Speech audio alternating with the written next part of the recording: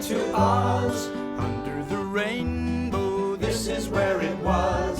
Hollyhocks and red ripe tomatoes, hand-churned homemade ice cream. Let me tell you, Kansas is more than tornadoes. It's the best part of Dorothy's dream. Today Around Kansas starts with the rich story of Lincoln County, Kansas, and the Lincoln Day celebration, and learn about Abraham Lincoln's visit to the Kansas Territory in 1859. Next, enjoy a poem from our poet laureate, Ron Wilson. We'll end with a story about the 20th annual lecture series at the Constitution Hall State Historic Site in Lecompton. Closed captioning brought to you by Ag Promo Source. Together we grow. Learn more at agpromosource.com.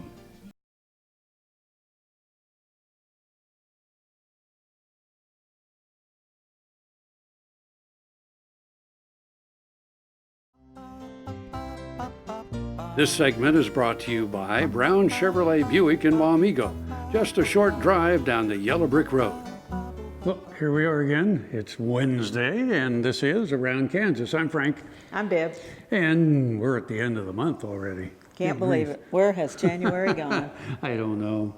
It's going to be another very quick year, I have a feeling. It is indeed. I keep looking at the calendar, and it's just packed full, and it just flies by, and it's just crazy. But yeah. We're at the Dillon house, and they're doing the after holidays cleaning, which is what everybody I know is doing, and probably will be until St. Patrick's Day, maybe. That's the way it is at our house.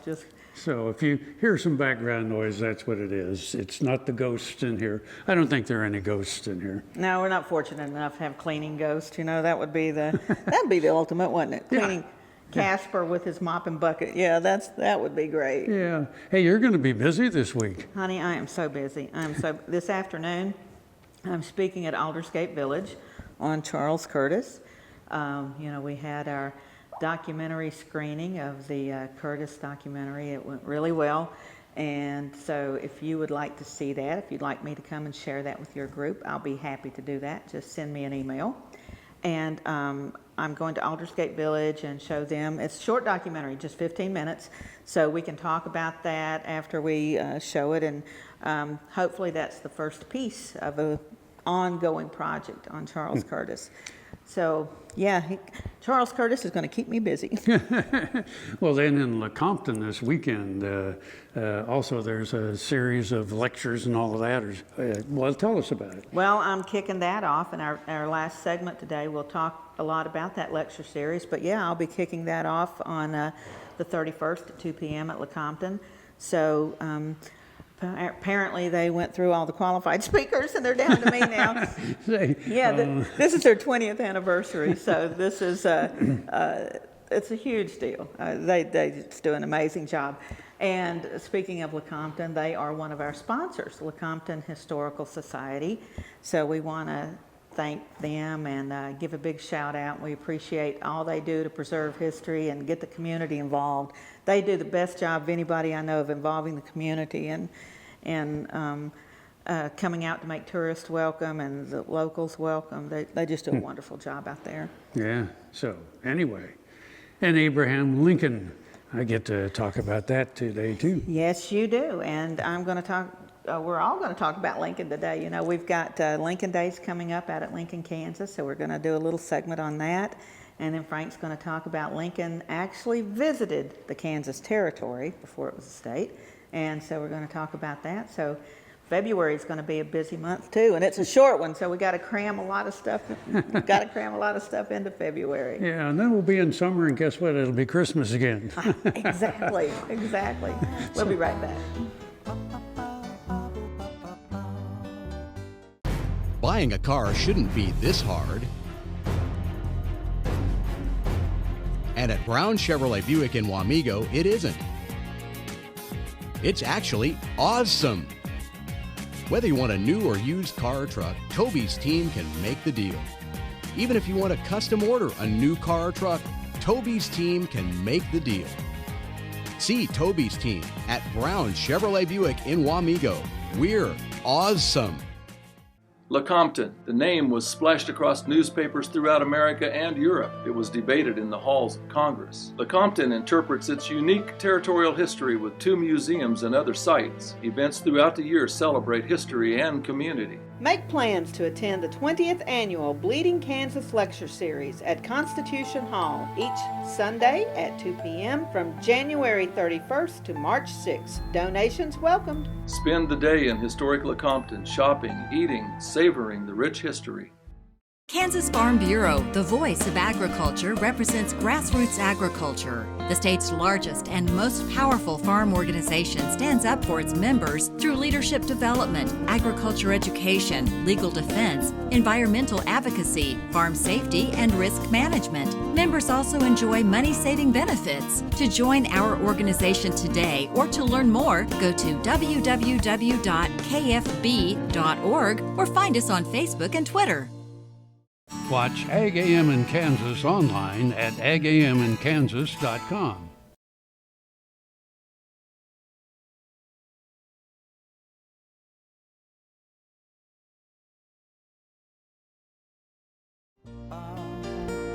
This segment brought to you by Kansas Regenerative Medicine. Your stem cells, your health, your life. And we're back. With Lincoln. Yeah. Now, this is an old version of this book. I have a paperback of this. This is Yarns and Stories, Abraham Lincoln. I have the original. Yeah. First edition. You see what kind of shape it's in. Lloyd Zimmer used to lecture me all the time about the condition of my books. But I'm like, Lloyd, I read them, you know. Plus, a lot of the ones that I bought were actually, you know, old. I bought from estate sales or whatever, so they were not in great shape. Yeah. But I've got quite a Lincoln collection. I've got another one. Okay. Oh. Vanna, could you hold that, please? Yes.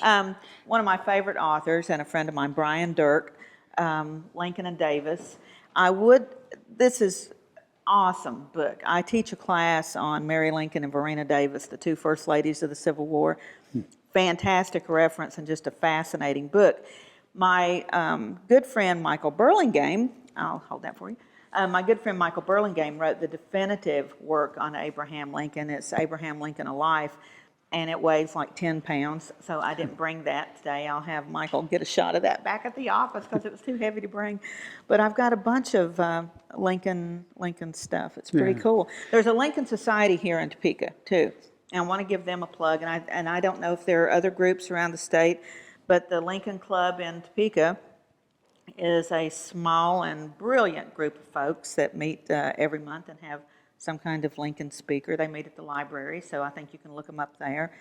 But just lots of cool ways to remember Lincoln in the coming months. You know, he was very, very clever. Yeah. He did, well, in fact, he could have been a stand-up comic because he liked to tell stories. And that was the way that he communicated to a lot of people to get his point across.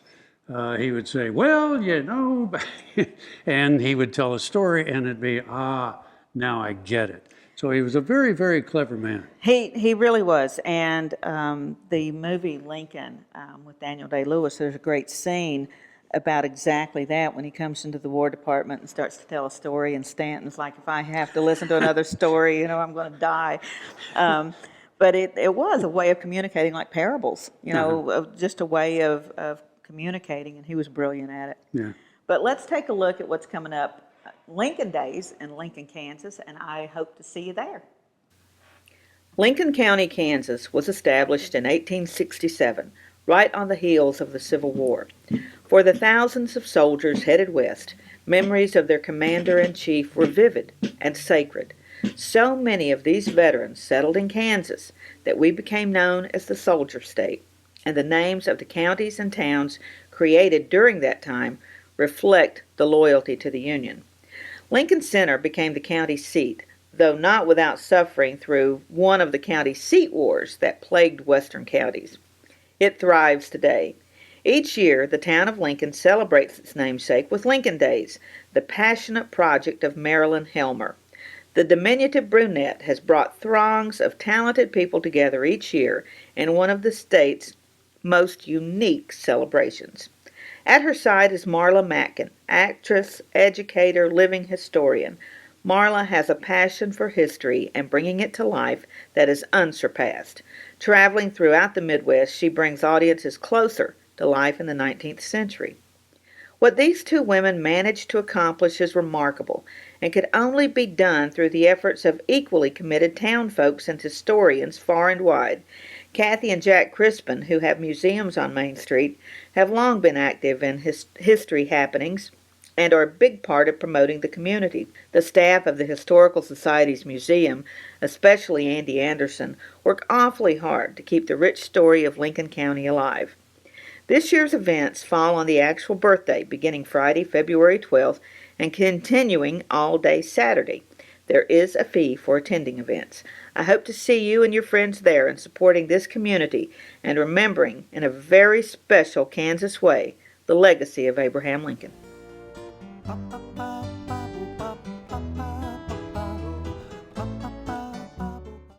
Next time you see a beautiful field of corn, reach out and thank the farmers who work tirelessly to raise corn for livestock feed, renewable fuels, and exports to feed a growing world population. The farmers on the Kansas Corn Commission work for Kansas Corn with grower-funded checkoff dollars that support foreign and domestic market development, research, promotion, and education to expand opportunities for Kansas farmers. To learn more, visit kscorn.com. Around Kansas, brought to you by Santa Fe Trail Meats in Overbrook, or visit us online at sftmeats.com. So, Frank, you don't really remember when Lincoln visited Kansas, right? No, it was, yeah. I don't either. Michael's sitting over there. I know he thinks we both do, you know. He's such a... Well, you know, the Atchison, Topeka, and Santa Fe, the railroads really opened up the West and America, and Lincoln did travel here. He did. He came, took the railroad as far as St. Joe, and then the railroad had not yet reached Kansas. It didn't until after the war. But of course, the railroad was the big business, and Lincoln was a railroad lawyer. We don't think of him, you and I were talking earlier about his, being folksy and the storyteller. He was also a corporate lawyer, and we don't think of him quite that way, but he was. And so part of his visit to Kansas obviously involved the expansion of the railroad. That was everything. 19th century, everything is about expanding the railroad, crossing the country. Yep. And he's smack dab in the middle of that too. Yeah. Well, and he did say, and you'll see that in the story, if I moved west, I'd move to Kansas. He obviously was impressed with it when he was here. He was. He really was. So I think that's nice for us to remember. It's a nice legacy for Kansas that he was actually here and made some important speeches here and had such fondness for the state and fondness for the troops from Kansas. And yeah, so that's a pretty good endorsement. Yeah, so let's take a look. It was not big news when the folksy attorney, Abraham Lincoln, visited the Kansas Territory in 1859. There were no trains in Kansas, and Lincoln crossed the Missouri River at St. Joe by ferry and arrived in Elwood on November 30th. The thriving community was home to the Great Western Hotel, where Lincoln spoke that evening. His topic was not new. The Lincoln and Douglas debates just months before had made national headlines, and the press exposure was helpful to Lincoln. At that time, he was not nearly as well known as his famously short rival, Senator Stephen Douglas. The pair had taken different sides on the slavery issue, and Lincoln continued his condemnation of the evil institution while visiting the Kansas Territory. Lincoln would speak in Donovan, Atchison, Leavenworth, and Troy. Ironically, his stage in Leavenworth at Stockton Hall would be visited only a couple of years later by famed Shakespearean actor John Wilkes Booth. It was bitterly cold during Lincoln's visit. Mary didn't accompany him. While in Leavenworth, Lincoln stayed with cousins, the Delahays. Artifacts from that visit are on display at the Frontier Army Museum at Fort Leavenworth. Cousin Julia Delahaye would go on to marry Thomas Osborne. Perhaps it was this family connection that helped Osborne obtain a presidential appointment. In 1863, Cousin Lincoln would appoint Osborne to be the U.S. Marshal in Topeka. Years later, Osborne was elected governor, making Lincoln's cousin Julia First Lady of Kansas. December 2, 1859, John Brown, old Osawatomie, was hanged in Virginia following the raid on Harper's Ferry. News of the execution reached Lincoln, and he commented to the press that Brown had shown great courage, rare unselfishness, but did not sanction his actions. Old John Brown has just been executed for treason against the state. We cannot object, Lincoln said, even though he agreed with us in thinking slavery wrong. That cannot excuse violence, bloodshed, and treason. It could avail him nothing that he might think himself right. The story of Kansas and Lincoln is so entwined. It was February 22, 1861, as President-elect Lincoln was on his way to Washington. He stopped in Philadelphia and raised the first flag with the 34th star for Kansas in front of Independence Hall. As the flag was hoisted, it unfurled in the wind, a beautiful sight. Lincoln hoped it was a good omen for him, for Kansas, for the nation.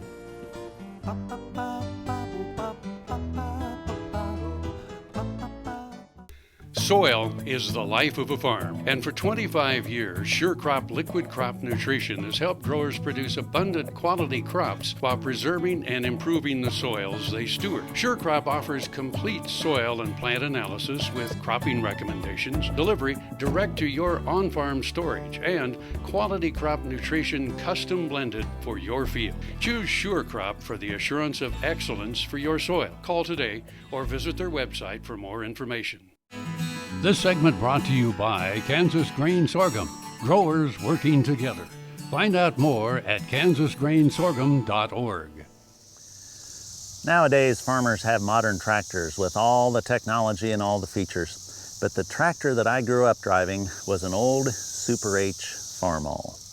This poem is entitled Revenge of the Farmall. My dad bought a tractor used way back in 1958. It was a Farmall Super H, which he thought was great. Yet it wasn't big or fancy, had no roll bar, cab, or radio, no three-point hitch or power steering to turn it just so. He had more modern, bigger tractors in the ensuing years, but he always kept the old Farmall around the old place here. Decades later, when we moved back to the place, I drove the Farmall but felt it should be replaced. We went to the dealer and bought a brand new tractor with all the tools and features which you would think would be a factor. It had a front-end loader and a great hydraulic system with so many wonderful features that I had never missed them. When there was work to do, I'd pick the new tractor instead and leave the old Farmall parked out back in the shed. One wintry day, I had to take a load across the meadow. I fired up the brand new tractor and moved across the snow, when suddenly the tractor's front end went down with a whack into a snow-filled ditch. I couldn't go forward, couldn't go back. The new tractor had front-wheel assist, but it was in too deep, tires spinning on the slippery slope where the angle was so steep. I tried to rock it, but there was no such luck. Thanks to my bad judgment, the new tractor had gotten stuck. I considered my options. I trudged back with sinking heart and decided to see if that old ignored Farmall would even start. To my surprise, the engine caught with a growl and then a shout. We drove across the meadow and pulled that brand new tractor out. It must have been a funny sight to see this curious trip, like watching a Model T help out a new spaceship. Now things are back to normal. When there's a tractor to be used, I choose the brand new tractor because of all that it can do. But Dad was right, and just because his thinking was so sound, I'll embrace the new technology, but I'll keep the old Farmall around. Happy trails.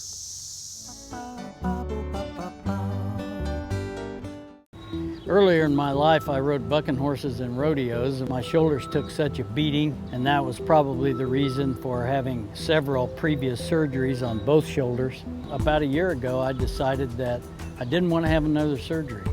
And so I contacted Kansas Regenerative Medicine, took their treatment process. It was relatively pain-free. Now, after 8 months, my shoulders have healed to the point where I think I'm probably 90 to 95% of normal. It takes a couple of months to start to see results with stem cell injections, but at about 3 to 3.5 months, I started to feel better. I started to have less pain and feel real progress. That continued to increase gradually until now at approximately 8 months. And I'm extremely pleased. I've got full range of motion. I can lift weights, I can throw, I can do a lot of things that I couldn't do without a lot of pain previously. Valley Vet Supply is devoted to providing information and professional quality products at reasonable prices. Valley Vet Supply. Around Kansas, brought to you by Kansas Farm Bureau, the voice of agriculture. Go to kfb.org or find us on Facebook and Twitter. And we're back again. You know, I know you're going to talk about Lecompton, but I like to go to Lecompton because it's really beautiful over there. And of course, by the river, that's where the bald eagles nest as well. But I have tried to imagine if Lecompton had actually become the state capital, how it would really look. You wouldn't be able to find a parking space, would you? Yeah, right. But I mean, think about it, because it's nestled there kind of just off of the Kansas River. And you look at that and you go, okay, well, where would they have put the capital? And well, of course, the Lane University was going to be the capital. Yeah. So, but the parking lot would have extended to the river, I bet, you know, and the little Democratic headquarters down there on the river, they would have bulldozed that because they would have had to put up a parking lot. So maybe it's all for the best that it didn't work out. And Constitution Hall, old Constitution Hall, the state historic site, yeah, they would have torn that down because they would have needed to put up a state office building. So probably best that it didn't become the state capital. Yeah, We've got got it preserved better anyway because of that. Yeah. So anyway, so Lecompton this weekend, some pretty exciting things that are going to be going on. You know, this is kicks off the 20th anniversary of their lecture series. And this lecture series is so well attended. I don't know if mine will be, but there can be an inch of ice on the road. And honest to gosh, people come from 50 miles. It is standing room only, so get there early. It starts at 2 for the next 6 Sundays. I think that's right. Yeah, all 4 in February, and then the last Sunday of January and first Sunday of March. So the next 6 Sundays, but get there early because you got to scramble to get a seat, and people stay and they ask questions, and it's the most involved audience you'll ever find. And it's such a mixture. You've got real historians, you've just got the local folks who just, you know, care and may or may not be knowledgeable on particular topics, but they're all interested. And Tim Ruiz, I have to give a shout out to Tim Ruiz from McCracken, Kansas, who is the site administrator at Constitution Hall, who gives above and beyond the call of duty. He just gives his heart and soul to that place. And God bless him. And of course, Paul Bondmeyer with the Lecompton Historical Society, who's just made that town, has really kept it on the map. And remember, Lecompton was not the Free State capital. No, it was not. No. So anyway. Lecompton, where slavery began to die. I think that's the new slogan. So yeah, let's take a look at the Lecompton Lecture Series. Tim Ruiz is the only site director that Constitution Hall State Historic Site has had since it was dedicated in 1995. Obviously, he has been doing an historic job. Tim grew up in McCracken, a close-knit rural town southwest of Hays. Before coming to Lecompton, he was working in the territorial capital on post at Fort Riley. When Lecompton State Historic Site was dedicated, Tim asked Iona Spencer, local genealogist, to research how many families were still in the area that traced their roots back to the territorial and Civil War days. There were more than 30 names. For folks in Lecompton, said Tim, this is not just heritage, but a family legacy. In 1997, Tim began a lecture series in Constitution Hall. He wanted to see the building used the way it was intended, as a meeting hall. The response has snowballed, according to Tim, and has constantly drawn crowds from both sides of the border. This year's series marks the 20th annual. Running 6 Sundays from January 31st to March 6th, presenters include Aaron Barnhart, Avery Munns, Ian Spurgeon, Monica Davis, Jan Elder, Dr. Carl Graves, and Professor Antonio de la Cova. Rarely does one find a community so passionate about preserving its history. Tim credits Paul Bondmeyer, president of the Lecompton Historical Society, for providing the leadership that has rallied behind historic causes for decades.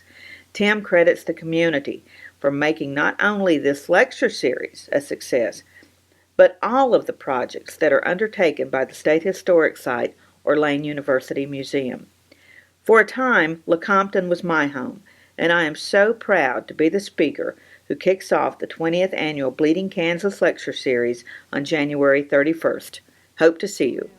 Closed captioning brought to you by Ag Promo Source. Together we grow. Learn more at agpromosource.com. Kansas is more than tornadoes. We're the best part of Northeast